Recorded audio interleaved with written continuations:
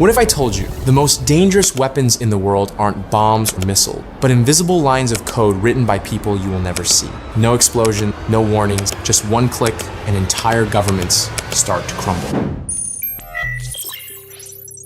This isn't fiction. This is the real story of the world's most dangerous hackers. The ones who don't just steal data, they rewrite reality. And by the end of this video, you're going to understand something deeply unsettling. The next target could be anyone, even you. Once upon a time, there were 5 bears. Not the kind you find in forests, but something far more dangerous. Each one had a different personality. One was elegant and precise, another was patient and quiet. One was chaotic and destructive, another specialized in manipulation, and one left nothing but damage behind. Different styles, different missions, but they all shared one thing. They worked in the shadows as elite hacker units tied to Russian intelligence. And together, they've changed the course of global history. It starts in Berlin, a normal Friday, warm weather, the weekend just a few hours away. Claudia, an assistant in the German parliament, sits at her desk trying to send an email, but something feels off. A tiny glitch, just a letter that won't type correctly. Annoying? Yes. Suspicious? Not really. She restarts her computer, calls IT, tries again. Nothing works. Frustrated, she shuts down her computer and goes home. End of story, right? Not even close. Because while she was trying to fix that tiny problem, hackers were already inside the system, not just her computer. The entire German parliament, for weeks, reading emails, moving silently, digging deeper, and no one had any idea.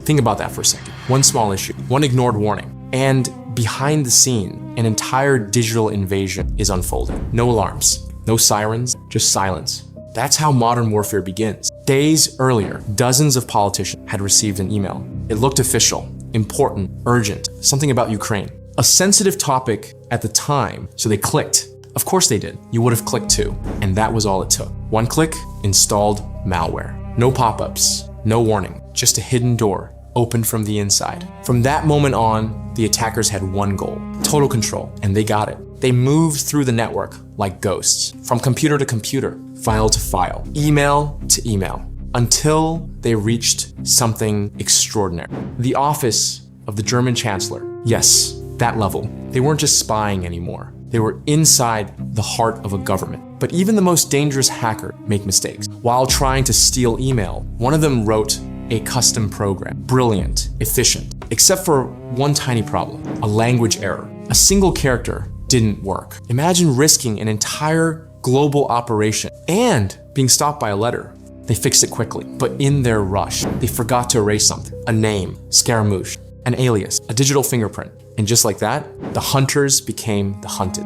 Now, here's where things get even more serious, because this wasn't just about spying anymore. This was about influence, power, control, and one of the biggest elections in the world, the United States, 2016. An email lands in an inbox. Looks like a routine security alert. Your account may be compromised. Reset your password. Simple, harmless, except it wasn't real. It was a trap. And when the link was clicked, everything changed. Tens of thousands of emails were stolen. Private conversation, strategy, secrets, and then they were leaked. Not all at once. No, that would be too obvious. Instead, they were released slowly, strategically, like drops of poison, each one creating headlines, each one fueling doubt, each one shaping perception. This is where it gets terrifying. Because the goal wasn't just to steal information, it was to weaponize it, to divide people, to create chaos, to make truth feel uncertain. And once people stop trusting what's real, you don't need to destroy a country. It starts to break itself. Think about that. No tanks, no missiles, just emails. And yet, the impact was global. Now, you might imagine these hackers as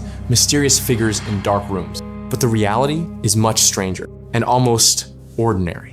In 2018, 4 men traveled to the Netherlands. On the surface, they looked like regular business travelers, but in their car was a mobile hacking station, battery packs, antennas, equipment designed to intercept secure network. Their target? An international organization investigating chemical weapons. Their mission? Hack it. Manipulate it, control the narrative. But this time, they were being watched. Authorities moved in, arrested them on the spot.